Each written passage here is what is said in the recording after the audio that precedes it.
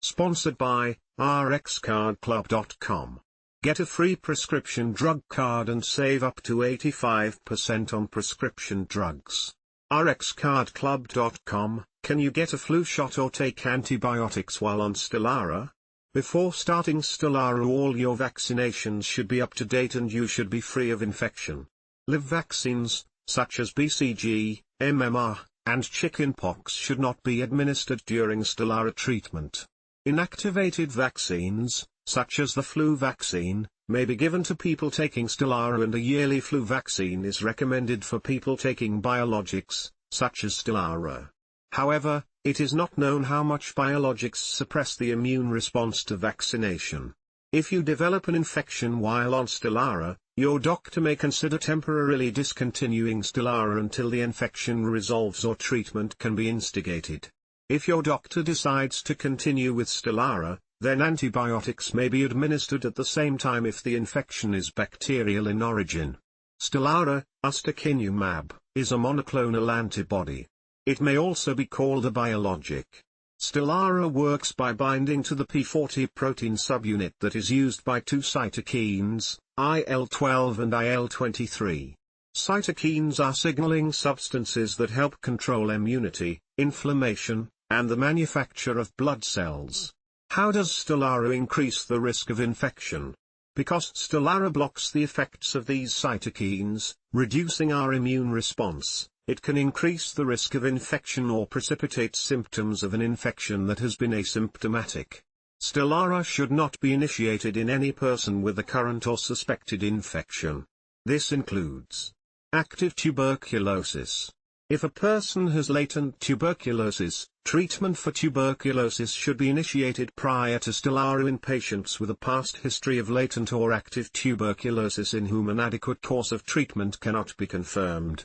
Anybody with a prior history of TB should be monitored closely for signs and symptoms of active tuberculosis during and after treatment. Instruct patients to seek medical advice if signs or symptoms suggestive of an infection occur while on treatment with Stelara, and consider discontinuing Stelara for serious or clinically significant infections until the infection resolves or is adequately treated.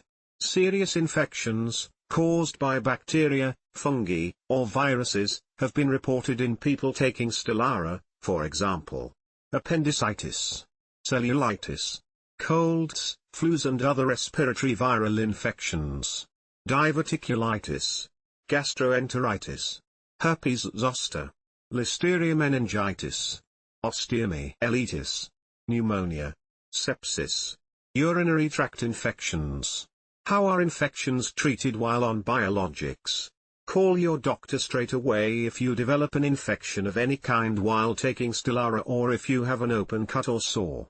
Even simple infections may need urgent treatment. Infections are common, for example, nose or throat infections, such as the common cold, affect 1 in 10 people. Chest infections may affect 1 in 100 people. Cellulitis, tissue inflammation under the skin, may affect 1 in 100 people. Shingles may infect 1 in 100 people. Always monitor yourself for symptoms that suggest an infection, such as burning when urinating, diarrhea, difficulty breathing, fever or flu-like symptoms, red, painful, blistered, or swollen skin, sweats or chills. Your doctor may consider temporarily stopping Stelara administration until the infection has resolved or has been treated. However, in some situations, discontinuing Stelara may not be feasible and may inadvertently result in a longer course of treatment for a particular infection.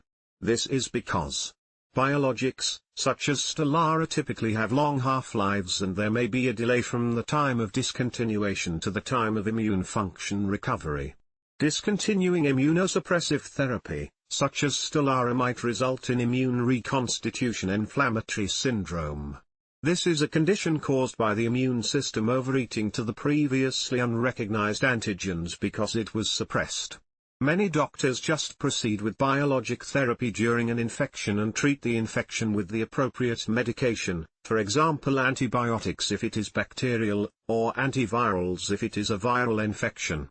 Corticosteroids may also be administered. Related questions: Who is the actress in the Stelara commercial? Does Stelara treat ulcerative colitis? Is Stelara an immunosuppressant?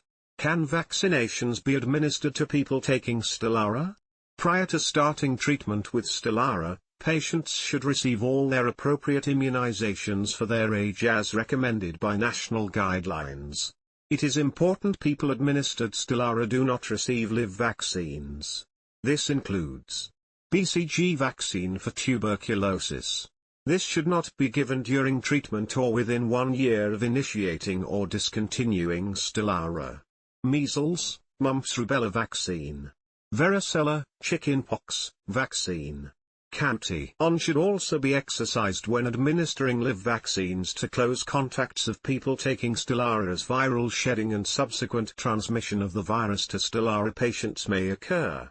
In addition, non-live vaccines, such as influenza, hepatitis A, and pertussis, whooping cough, that are administered during treatment with Stelara may not initiate an immune response that is sufficient to prevent disease. However, a yearly flu vaccine is currently recommended for people administered Stelara. A trial is currently underway investigating how the immune response is affected to vaccines in people taking biologics. What is Stelara? Stelara, ustekinumab, is a targeted treatment that reduces inflammation and may be used in the treatment of plaque psoriasis in adults and children who are at least 6 years old. Psoriatic arthritis in adults, sometimes in combination with methotrexate. Active psoriatic arthritis in children who are at least 6 years old. Moderate to severe Crohn's disease in adults after other medicines have failed. Moderate to severe ulcerative colitis in adults. Stelara is administered by injection, under the skin, subcutaneous. The dosage and frequency of administration depend on the condition being treated. After appropriate training, people can be taught how to self-administer Stelara, or caregivers shown how to give it to another person. How does Stelara work? Stelara, ustekinumab, is a monoclonal antibody. Monoclonal antibodies are man-made proteins that act like human antibodies in the immune system. They are a type of targeted treatment. Targeted treatments attach only to specific proteins in the body. Stelara binds to the P40 protein subunit that is used by 2 cytokines, IL-12 and IL-23. Cytokines are signaling substances that help control immunity, inflammation, and the manufacture of blood cells. By binding to this protein, Stelara disrupts the interaction of these 2 cytokines, which have been identified as being important contributors to chronic inflammation that is a hallmark of Crohn's disease and ulcerative colitis. These cytokines are also present in skin lesions associated with psoriasis and in the joints of people with psoriatic arthritis. rxcardclub.com. Get a free prescription drug card and save up to 80% on prescription drugs.